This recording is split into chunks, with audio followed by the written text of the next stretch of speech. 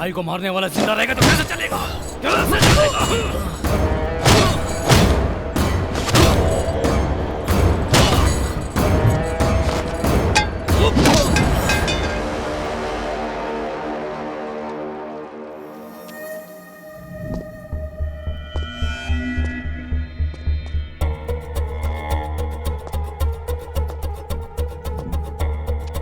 ये लो तलवार, इसमें 30 करोड़ है, बाकी का 30 काम होने के बाद भेज दूंगा।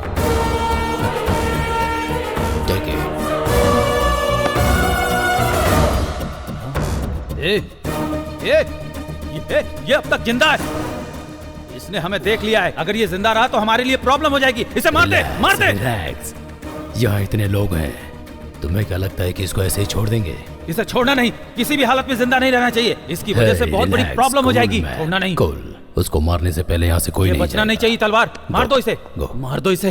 बचपन से पुलिस और कोर्ट के चक्कर लगाते हुए बिताया है, इसलिए मारने से पहले हमेशा आखिरी इच्छा पूछना मेरी आदत है। चल बता, तेरी लास्ट इच्छा क्या है? बस 10 मिनट रुक जा, फिर मार दे। किस लिए? जिंदगी में बहुत मेमोरीज होती हैं, कहते हैं मरने से पहले वो सब याद आती हैं। बस वो एक बार याद कर लेता हूँ, उसके बाद मार देना। तेरे लिए मैं इतना टाइम वेस्ट नहीं कर सकता। इसे मारकर इसका वीडियो मुझे सेंड कर देना। हाँ।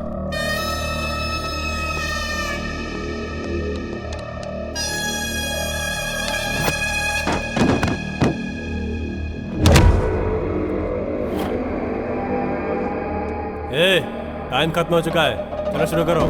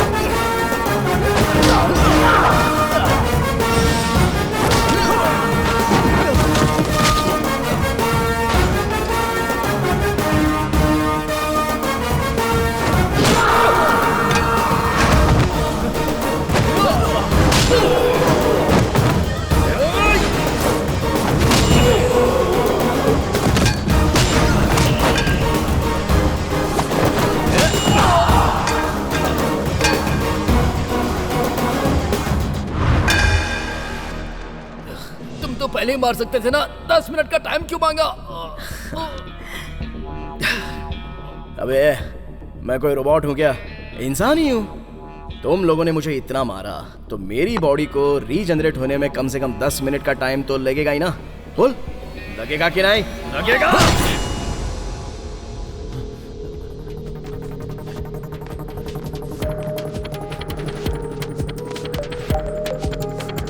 हेलो, सुनिए जी, घर पर कोई आया है और करोड़ रुपए देकर रखने को कह रहा है। 1 करोड़ रुपए? कौन है वो? किसने ला कर दिए? फोन दो उसे। जिसने ये भेजा है वो इस वक्त आपके पास ही है, कह रहे हैं। मेरे पास? मेरे पास कौन है? यहाँ कौन आया है?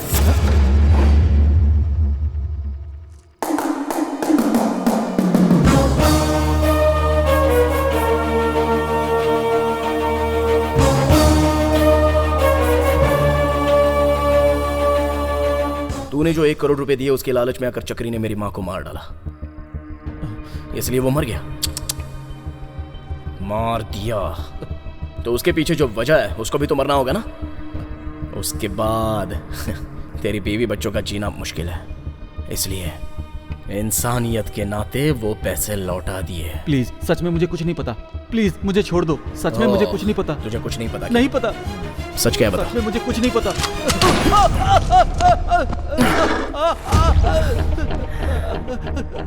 मुझे कुछ नहीं पता। काफी दर्द हो रहा है ना? मैं कुछ नहीं जानता, सच में मुझे कुछ नहीं पता, छोड़ दो मुझे प्लीज। ओह, तो ये दर्द काफी नहीं था।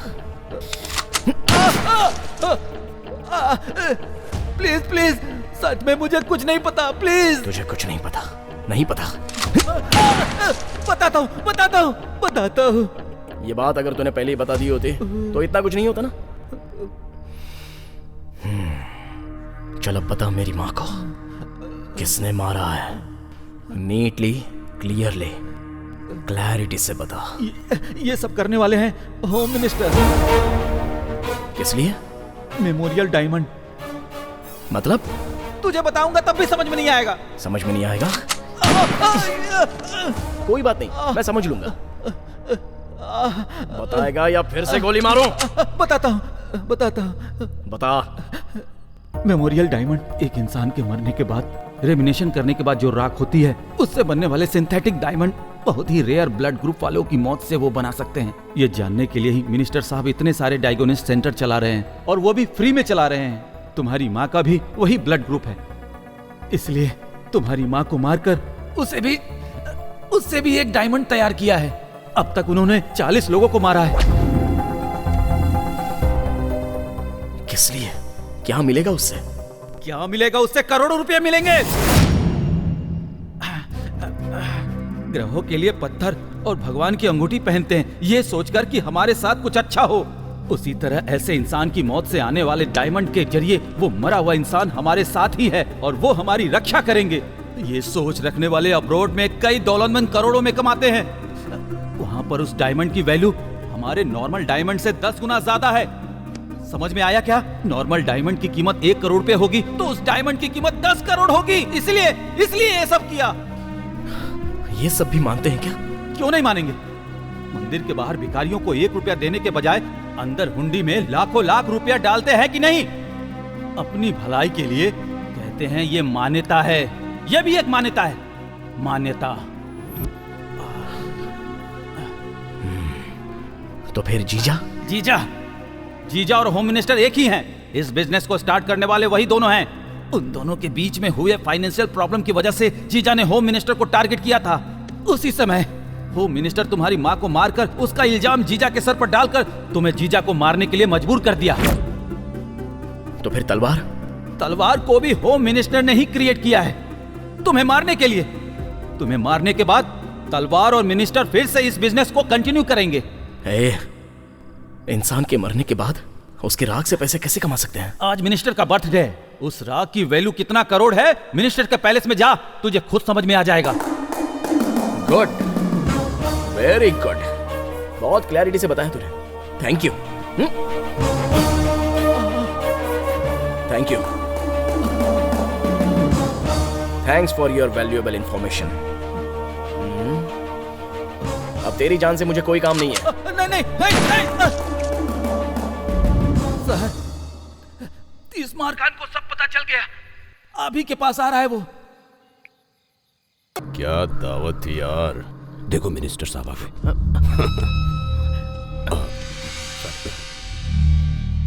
हमारे कितने लोग हैं? 20 लोग हैं सर। पार्टी में जितने लोग आए हैं सबको भेज दो। ठीक है सर। अपने लोगों को एक एक जगह छुपने के लिए कहो। उस 30 मार खां के आते ही उसे गोली मार देना। सर जाओ। चलो भाई चलो।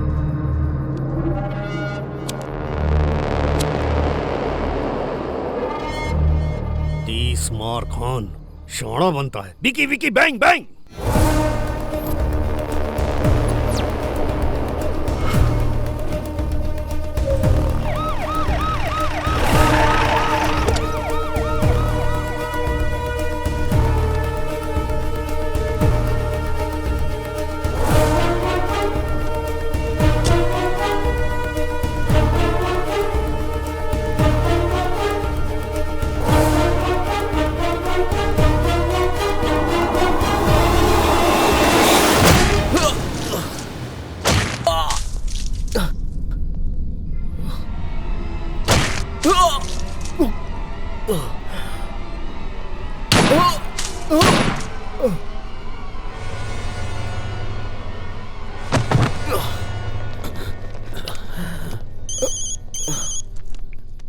भाई उसे मार दिया भाई। ऊपर लेकर आओ।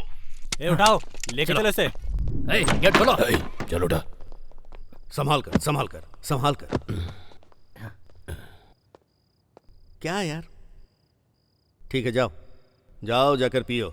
जाओ जाओ। Okay sir. चलो। हाँ सर।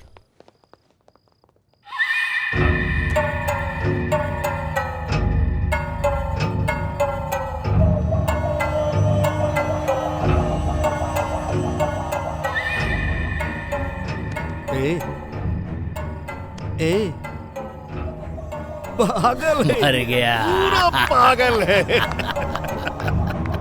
ये सारा खेल मेरा है, इसको समझ में ही नहीं आया। इसकी माँ मर गई तो इसने सोचा कि जीजा ने उसे मारा है, पर इसकी माँ की मौत के पीछे मैं हूँ ये इसे पता ही नहीं चला। किसी को नहीं पता चला, असल में इन्हें भी नहीं पता। इतने डायग्नोस्टिक सेंटर खोलकर सर्विस कर रहा हूँ तो लोग सोच रहे हैं कि सोशल सर्विस कर रहा हूँ, पर मुझे जो मौत चाहिए उसके लिए ये सब कर रहा हूँ। ये किसी को समझ में नहीं आता। नहीं आया, नहीं आया, नहीं आया। किसी को समझ में ना आए इसलिए इतना अच्छा परफॉर्म किया। इसे भी समझ में नहीं आया और ये मर गया। इसको पुलिस जॉब दिलाया तो ये खुश हो गया कि मैंने ये सब इसके लिए किया है, लेकिन ये समझ नहीं पाया कि ये मैंने अपने लिए किया। और सुनो, जीजा मेरे रास्ते में आ रहा था, उसको हटाने के लिए इसे पुलिस जॉब दिलवाकर उसे रास्ते से हटा दिया। जीजा का बदला लेने के लिए उसका भाई तलवार आया और उसके भाई को मार दिया। इस गुस्से में 30 मार खान को मार दिया। तो फिर यहाँ एक लॉजिक ये है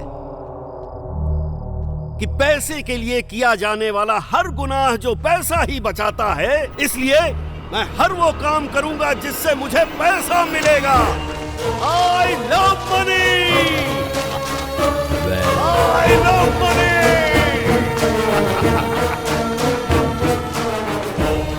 क्यों रे, मेरा ये एंगल देखे बिना ही मर गया? 30 मार खान, 30 मार खान। अरे उठ ना। अरे सिनो, मस्त गोली चलाया यार। मैंने कहाँ गोली चलाई? मैंने गोली नहीं चलाई। ए रघु, तूने चलाई क्या? मैंने नहीं चलाई भाई। तूने चलाई क्या? नहीं चलाई भाई। ए तूने चलाई? तुम चलाओगे ये सोच के मैंने नहीं चलाई। मैंने नहीं मैंने भी नहीं चलाई। अरे फिर चलाई तो फिर चलाई किसने? वही तो है। अरे यार ए रुको रुको रुको। मैं जानता था तू बता देगा, इसलिए मैंने तुझे ठीक से नहीं मारा। अब ठीक से मारूंगा।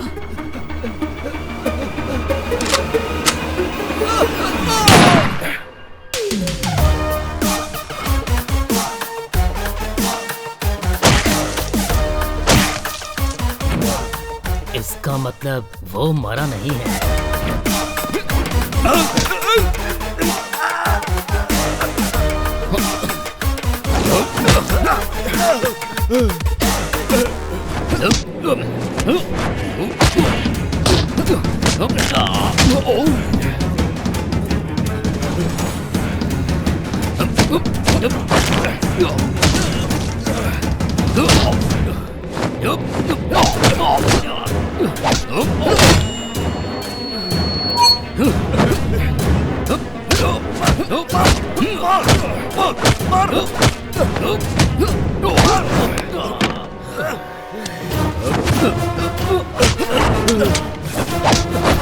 मार, तलवार मार उसे।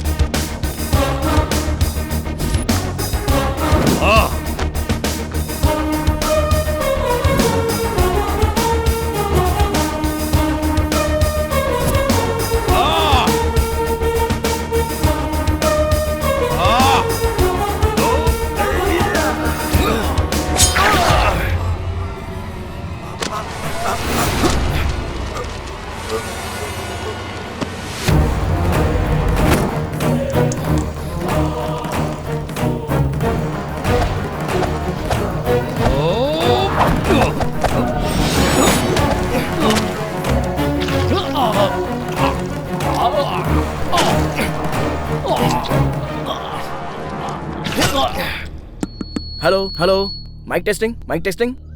स्टार्ट करें क्या? Okay sir. हाँ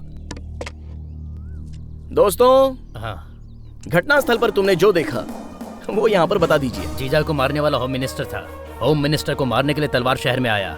उन दोनों के बीच में जो झगड़ा हुआ उसमें उन दोनों ने एक दूसरे को मार दिया। क्यों, सही बोला ना? करेक्ट बोला ना? यही हुआ था। सो ये है मैटर। जीजा मर गया, अब नेक्स्ट हुडिंग की तरह आने वाला तलवार भी मर गया। इसीलिए अब से यहाँ पर मिसिंग, इल्लीगल, अराजकता ऐसा कुछ भी नहीं होगा। नहीं होगा ना? नहीं होगा। हाँ, सब इंस्पेक्टर 30 मार खान यानी कि मैं आपको और आपके मीडिया मित्रों के द्वारा जनता को गारंटी देता हूँ। वैसे एक अच्छे मिनिस्टर और एक अच्छे इंसान को खोने की चिंता व्यक्त कर रहा हूँ। अरे हेमंत सर, हिंदी पर अच्छी पकड़ जमा ली है ना मैंने। गर्व से सीना चौड़ा हो गया सर। पता नहीं क्यों मीडिया वालों को देखते ही फ्लो अपने आप आ जाता है। आपका एटीट्यूड ही ऐसा है। सही कहा। सलाम, नमस्ते, आदाब। आपका प्यारा TMK। तुम्हारा नाम क्या है? श्री। तो फिर स्कूल का नाम क्या है? Global high school. तुम्हारे पापा नहीं आए, इस बात का दुख है क्या? कोई बात नहीं, मैं हूं ना। सर। हाँ बोलिए। आज के बाद बच्ची की हर जरूरत मैं पूरी करूंगा। ओके। ये लीजिए इसकी 3 साल की फीस। Thank you. तुम्हारे पापा पैसा कमाने के लिए दूसरे देश में चले गए हैं। जब तक वो नहीं आ जाते तब तक तुम्हें जो भी चाहिए बस ये सर को बता देना, ये मुझे फोन कर देंगे। ओके ना? That's the spirit। तो फिर बच्चे के गार्जियन के तौर पे आपका नाम लिख दूं? लिख लीजिए सर। आपका नाम? 30 मार खा। वैसे बचे हुए पैसों का तुमने क्या किया? गवर्नमेंट को हैंड ओवर किया? अगर गवर्नमेंट के हैंड ओवर कर देता तो असली हैंड तक नहीं पहुंच पाता। तो सारे पैसों का तुमने क्या किया?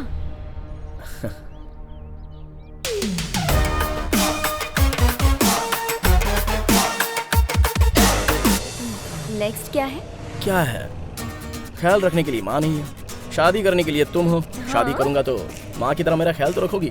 तुम खुद देख लेना, पागल कर दूंगी। तो फिर ठीक है, देखता हूँ कितना पागल करती हो।